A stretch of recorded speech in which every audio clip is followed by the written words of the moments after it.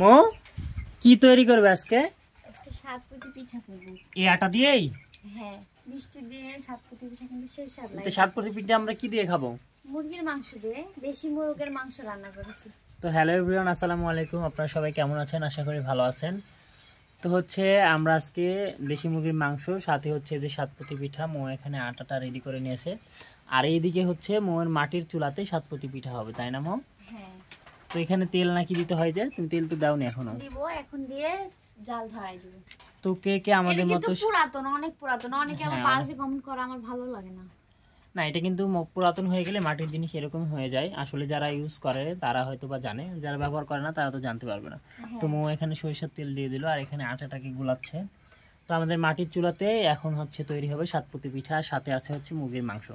তো সম্পূর্ণ ভিডিওটা আপনারা দেখলেই বুঝতে পারবেন। তো চলো দাও। তো অন্য অন্য হয়তো বা জায়গাতে এই পিঠার নাম অন্য অন্য হইতে পারে, কারণ আমাদের এখানে সাতপতি পিঠাই বলে, তাই না মম? এখানে হচ্ছে সাতটা আছে, সেই জন্য মনে হয় আর কি সাতপতি পিঠা বলে। আমরাও সঠিক জানি না, কিন্তু আমাদের এলাকাতে এইটাই বলে। তো আপনাদের এলাকাতে কার কি নাম বলে অবশ্যই কমেন্টে কিন্তু জানাবেন।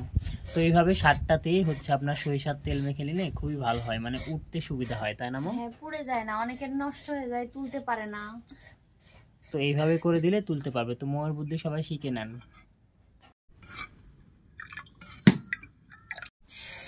তো এখন হচ্ছে মো এই যে দিয়ে দিল, একটা কিন্তু ফুটে আছে মো, দেখে দিও। বন্ধ করে দিতে হবে। ও আচ্ছা, মোর কিন্তু অনেক বুদ্ধি, ওইটা ফুটে আছে তারপরে কিন্তু হবে। এই দেখো, থামো, এখন বন্ধ হবে। তো এবার দেখি মোয়ের পিঠা কেমন ফুলে, সবাই দেখার জন্য অপেক্ষা করেন। আমরা তো ভালো পিঠা বানাতে পারি না, ইনশাআল্লাহ ভালো হবে। আচ্ছা, সাতটায় দেওয়া শেষ। এইভাবেই কিন্তু সাতপতি পিঠাটা দিয়ে দিতে হয়, দিয়ে এবার ঢেকে দিলে কমপ্লিট। জানি না কেমন হবে, ইনশাআল্লাহ ভালো হবে। তো এখন ভাপে থেকে যাবে, দেখা যাক কতক্ষণ হয়। কিন্তু বেশি জাল দেওয়া যাবে না, টিপ টিপ করে জাল দিতে হবে। ওয়াও, কিন্তু এখনো মো তো ফুলেইনি, প্রথম পিঠায় ফুললো না। প্রথম করা কোনো জিনিসই ভালো হয় না। ও আচ্ছা, দেখি এবার দ্বিতীয়বার দেখবো। এখন হচ্ছে মোয়ের পিঠাটা ফুলেনি। হ্যাঁ, দ্বিতীয়বার দেখি মো কিন্তু দেখো, তলা পুড়েনি, একটারও কিন্তু তলা পুড়েনি, অনেক সুন্দর হয়েছে। তেল দেওয়ার কারণে কিন্তু তলাটা পুড়েনি, তাই না মো?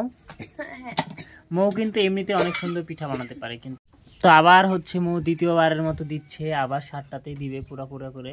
তারপরে দেখি এবার মোয়ের পিঠাটা ফুলে কিনা। হ্যাঁ, তো আপনারা সবাই দেখার অপেক্ষাতে থাকেন। এদিকে হচ্ছে সব পিঠা করা কমপ্লিট, একদম সবগুলো সুন্দর হয়ে ফুলে গেছে, তাই না মো? এই তো সুন্দর হয়েছে একদম। তোমার মাংসের ঝোল দিয়ে খাও। তো মোয়ের মাংস হচ্ছে এদিকে আছে, এই তো এদিকে একদম দেশি মুরগির মাংস রান্না করছে মো। মোয়ের মাংসের কালারটা কিন্তু অনেক সুন্দর, তাই না মো? দেশি মুরগির ঝোল না হলে কিন্তু ভালো লাগে না। হ্যাঁ, এইসব কিন্তু দেশি মুরগির ঝোল দিয়ে আসলে বেশি বেস্ট লাগে। আর আলু। তো এখানে সাতপতি পিঠা এই যে সবগুলো একদম সুন্দরভাবে ফুলছে। তুমি খাও, আমি একটু দেখি কেমন লাগে। রিভিউ দাও। আমার খাওয়া হলে খেয়ে দেবে? হ্যাঁ,